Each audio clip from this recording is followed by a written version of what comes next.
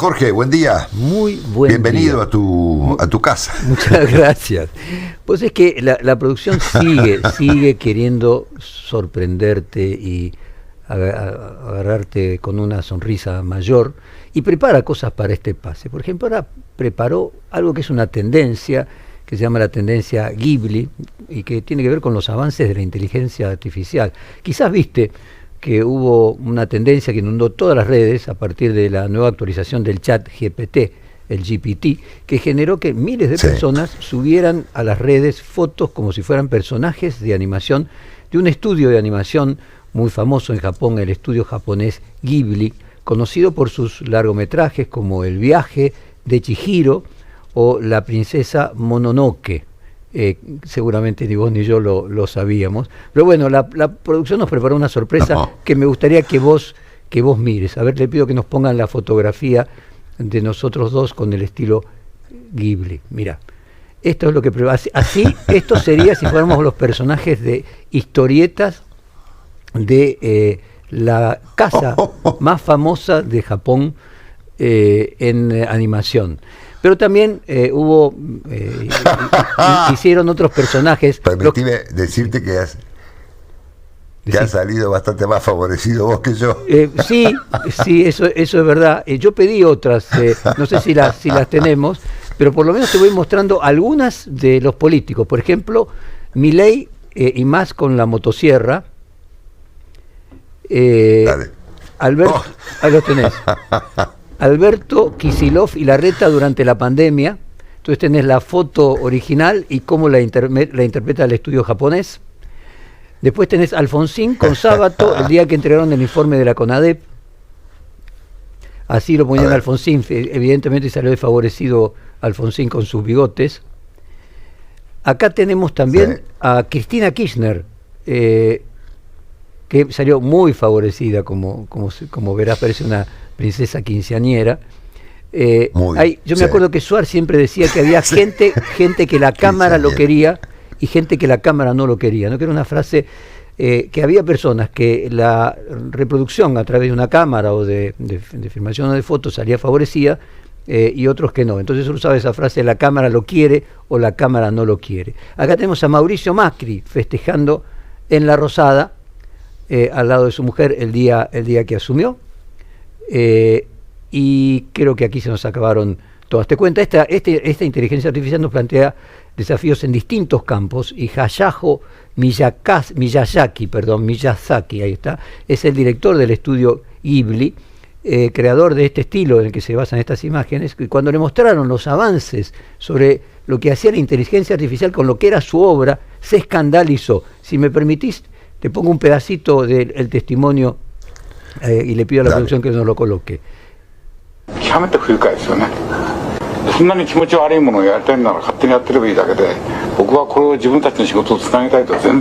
realmente quieren hacer cosas espeluznantes, pueden hacerlo, pero yo nunca desearía incorporar esta tecnología a mi trabajo. Siento que es un insulto a la vida misma. Y ahí en el video se ve como los ingenieros, dibujantes, se quedan atónitos en la respuesta del maestro, y luego Miyazaki reflexiona: me temo que el fin del mundo se acerca, los humanos estamos perdiendo fe en nosotros mismos, un poco catastrofista, ¿no? Pero bueno, es otra de las formas de analizar la inteligencia artificial y la cara pasmados que tienen allí todos los dibujantes japoneses. Vos sabés que en una de las notas que yo hice, Marcelo, me tocó entrevistar al Walt Disney de los juegos en pantallas, que había sido el primero de todos, que fue el Super Mario Bros., que fue el juego inicialmente, creo que todavía fue el juego más vendido del mundo. Este hombre era un dibujante clásico, vivía en Kioto, en la ciudad, podríamos decir, más metafísica de Japón, y lo que me sorprendió, y te estoy hablando de hace 20 años, este hombre me dijo que a sus hijos no le dejaba jugar juegos más de media hora, porque eran adictivos. Y fíjate vos, la admiración, eran todos personajes italianos, ¿no? Era todo como Leonardo da Vinci, un renacentista. No sé, momentos de reflexión frente a lo que está pasando. Te planteo algunas reacciones. Contame. Bueno, a ver, viste que yo soy una persona muy influenciable. o por lo menos me dejo influenciar por quien me resulta apropiado, ¿no? Y tengo dos influenciadores que están en conflicto entre ellos, y yo te diría que son dos de los tipos que más influyen en mi pensamiento. Uno es Yuval Harari, y el otro es Thomas Friedman, ¿no? Claro. Harari plantea que la inteligencia artificial poco menos que nos lleva al fin del mundo, ¿no? Lo habrás leído, ¿no? Sí, claro, como este japonés, por ejemplo. Apocalíptica del asunto. Por ejemplo, él tiene una visión apocalíptica del tema. Su último libro, Nexus, es un ejemplo de esto, y ha escrito pila de artículos respecto de la peligrosidad de la materia, ¿no es cierto? Y ayer el New York Times publicó un trabajo excepcional de otro personaje extraordinario, a quien tuve el honor de conocer, que sabrás, por supuesto, quién es, seguramente, que es Thomas Friedman. Sí, claro. Thomas Friedman es probablemente el mejor columnista del mundo, ¿no? Del New York Times, ¿no? Naturalmente después de vos, ¿no? Obvio. Ahora que trabajo para perfil tengo que decir que vos sos mejor que Friedman. Pero bueno, total, que Friedman es un tipo muy importante, y ayer escribí un artículo tremendo respecto del papel de la inteligencia artificial en la aceleración de los procesos de producción en China, y lo deja poco menos que en ridículo a Trump, con sus preocupaciones por la cultura woke, o por el tema de los aranceles, o por las tonterías de las que se ocupa, al mismo tiempo que China está avanzando de manera brutal en materia de producción utilizando inteligencia artificial. Tercera impresión. Dentro de algún tiempo, y sobre todo en nuestra profesión, va a ser muy complicado distinguir algo que es cierto de algo que no es cierto, ¿no? Y siendo que la fotografía y los videos son una componente esencial de nuestra actividad, yo personalmente tengo fotos que han creado mis oyentes de Radio Rivadavia el año pasado, por ejemplo, con Javier Milei caminando por la avenida Córdoba, ¿no? O sea, Milei y yo charlando o caminando alegremente por la avenida Córdoba, y yo te digo que te las recrees, ¿no? Y un oyente construyó unas fotos mías con Tiger Woods, siento que todo el mundo sabe de mi afición por el golf, que son increíbles, pero completamente increíbles, ¿no? Las han iluminado de modo tal, han tomado fotos de los dos. O sea, yo lo conozco a Woods, tengo esa fortuna, ¿no? Pero no tengo esas fotos tan extraordinarias como las fotos inventadas, ¿no? Entonces, en algún momento próximo, y ahora te voy a contar una anécdota personal, que me suena muy graciosa, va a ser complicado distinguir qué es cierto y qué no, porque esto, bueno, acá estamos viendo, obviamente, digamos, dibujos, ¿no? Pero hoy en día cualquiera crea cualquier cosa, ¿no? Que difundido a través de las redes y potenciado por algoritmos, bueno, podemos llegar a ver escenas impensables de cosas que no son ciertas y que luego serán muy complicadas de desmentir, ¿no? Ya ha habido comentarios de personas que no han sido ciertos. Le pasó a una actriz norteamericana dando un discurso pro-nazi creado por inteligencia artificial, ¿no? Te agrego, a ver. Y en mi caso personal, un día en broma en casa, con Laura y con los chicos, le preguntamos a la inteligencia artificial quién era Laura Palermo, ¿no? ¿Y qué dijo? Que se supone que es mi esposa, ¿no? ¿Y qué dijo? Vos la conocés. La conozco, ¿no? Muy bien a Laura, ¿sí? ¿Qué dijo? Y hemos estado juntos, ¿no? Bueno, entonces le preguntamos, ¿quién es Laura Palermo? A ver qué decía, ¿no? Y la respuesta fue, Laura Palermo es la esposa de Jorge Lanata, ¿no? Jorge vivía todavía, por supuesto. Yo no me atreví a preguntarle a ninguno de los dos si tal cosa era cierta, pero presumo que no es cierto, ¿no? Que no era cierto, ¿no? Entonces, en algún punto, la inteligencia artificial, aún hoy, puede contestar cualquier verdura, ¿no? Y puede que mucha gente lo tome en serio, ¿no? A ver, que para mucha gente sumarme, Marcelo, es un método infalible, ¿no? Déjame sumarme. Yo creo que al planteo de Harari, dado de que el futuro es absolutamente impredecible, o sea, nadie puede, por más genial que sea, predecir el futuro. La esencia de la vida casualmente es eso, la cantidad de alternativas que hay superan todas nuestras propias capacidades de predecir, incluso con la más alta inteligencia artificial. Uno tiene que ir al pasado, ¿no? Hay una vieja revista de historia que decía que para entender el futuro había que leer historia, ¿no? Entonces, para entender el pasado, lo que uno podría decir es que toda tecnología nueva inicialmente generó temores de que el mundo se acababa, porque generalmente, como la tecnología va más rápido que el derecho, las normas que luego regulaban los efectos secundarios negativos venían después, ¿no? O sea, hoy en Estados Unidos ya hay causas contra Google por abuso de posición dominante. Entonces, lo mismo el ejemplo de la energía atómica que siempre se coloca, de que primero se utilizó para bombas y luego para producir energía de paz. Yo hoy entrevisto a el premio Nobel del 2020, Paul Milgrom. Este hombre es un matemático que ha inventado el sistema de asignación eficiente a través de subastas, que se utiliza en Estados Unidos, por ejemplo, para el gobierno determinar a quién le da bandas de internet o a quién le da bandas de telecomunicaciones. Es el que se utiliza para asignar la publicidad programática. Y este hombre ha diseñado con matemática muy compleja un sistema de asignaciones positivas que emula el mercado. Yo te escuchaba hoy decir de que vos nunca habías entrevistado ni conocido a Kicillof.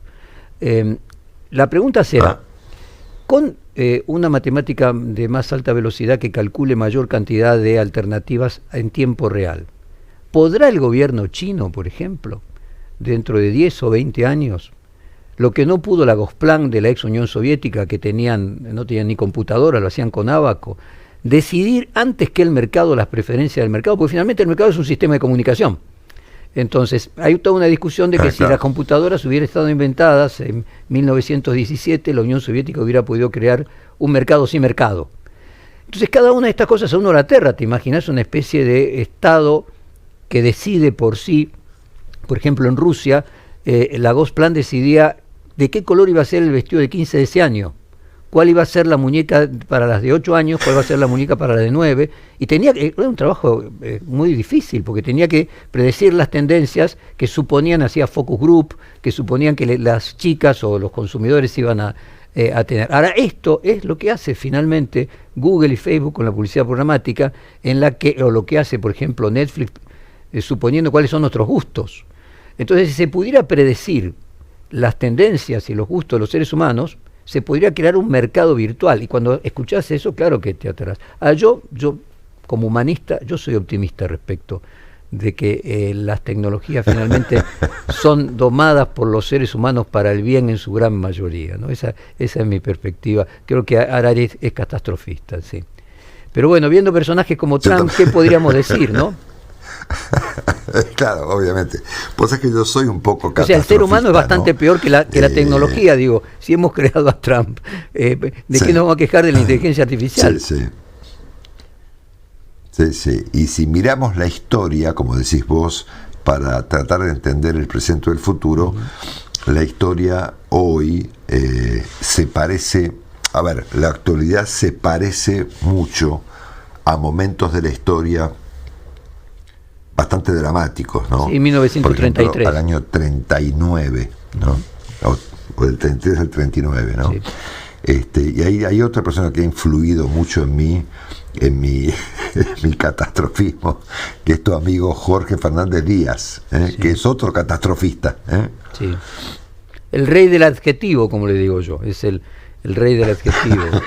Y obviamente sí, el rey del adjetivo. Es que siempre las tramas que interesan son aquellas que hay peligro, que hay un malo, siempre eso genera más curiosidad, siempre aquello negativo despierta más curiosidad, porque bueno, el temor impulsa más a prestar atención a veces que el deseo. Así que bueno, mi percepción es que con la inteligencia artificial quizás pase algo similar a con la energía atómica. Primero haya utilizaciones para el mal y luego se transforme en una enorme herramienta para el bien. Y también pienso que Trump, con una mirada hegeliana, lo mismo pienso de Milei, es algo por lo que la sociedad tenía que atravesar para aprender. O sea, finalmente debía ser necesario llegar a un extremo para que la sociedad comprenda que en realidad ese no es el camino, como de hecho Hitler, salvando las gigantescas distancias, lejos está Trump de parecerse a Hitler, pero bueno, fue importante para que Europa comprendiese que tenía que unirse. Hoy tenemos, yo te escuchaba también hablar del militar alemán, hoy tenemos a Europa más unida que nunca, gracias a una amenaza externa. ¿Te acuerdas aquel axioma de sociología? Frente a una amenaza externa, los grupos en disputa se cohesionan. Bueno, Trump está ayudando a que Europa resurja como Europa, ¿no?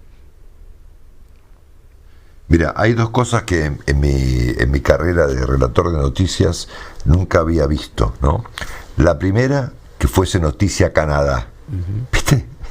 Canadá nunca es noticia, ¿eh? De hecho, yo recordaba el otro día que hubo un momento, hace unos cuantos años, que las grandes cadenas de televisión y de medios retiraron sus corresponsales en Canadá porque no había nada para contar de Canadá. Aburrido, ¿no? Era un país aburrido por lo previsible. Nunca pasaba nada, ¿no? Exactamente, y ahora es noticia Canadá.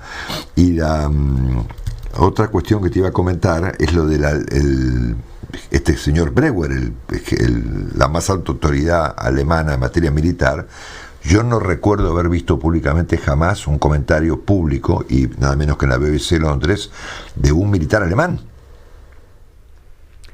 Y porque le pasó lo mismo que Japón, quedaron inhibidos. De Hitler para acá, eso... Quedaron inhibidos, inclusive, claro, de tener fuerzas armadas, exactamente.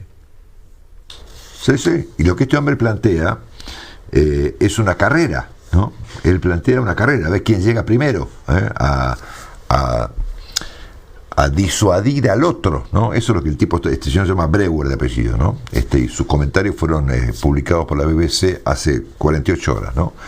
Él dice a ver quién llega primero, si Putin o nosotros, ¿no? Es tremendo, ¿no? 4 años, o sea, él planteó 4 años, que tenemos 4 años. Y se parece bastante también a lo del 33 y el 39, o sea, cuánto tiempo tenía Alemania para rearmarse. La verdad es triste, al mismo tiempo también hay que ver si dentro de 4 años cuál es la vida, porque acá dependemos también de la biología y de la salud de Putin. Yo lo que te puedo decir, conociendo Rusia, como ya compartí con la audiencia bastante, que yo percibí claramente que tenía la autoestima herida Rusia, y que Putin venía de alguna manera a restaurar esa herida con una idea de grandeza. O sea, la Rusia del proceso de Gorbachev-Yeltsin fue una destrucción de la autoestima, la colocó a Rusia con el Fondo Monetario Internacional en el nivel de un país africano, y que eso hirió la autoestima de los rusos, que obviamente Putin aprovecha, pero supongo que también Rusia tiene que pasar por cada país, se aprende de los fracasos, o sea, se aprende de los fracasos. Recordá que Adam Smith decía de que la recesión era necesaria porque el ser humano en el éxito tiende al reposo. Entonces el proceso de crecimiento de la humanidad requiere algunos fracasos, y cuando estamos en los momentos de fracasos no ver eso como algo permanente, inevitable y perpetuo, sino como parte de un proceso de aprendizaje. Por lo menos esto es lo que me hace levantarme todos los días, este optimismo absolutamente inmodificable, querido Marcelo. Espero que me contagies, te mando un abrazo muy grande. Dale, nos vemos mañana, un fuerte abrazo. Gracias, Marcelo. Chao, Jorge. Chau, chau. Bueno,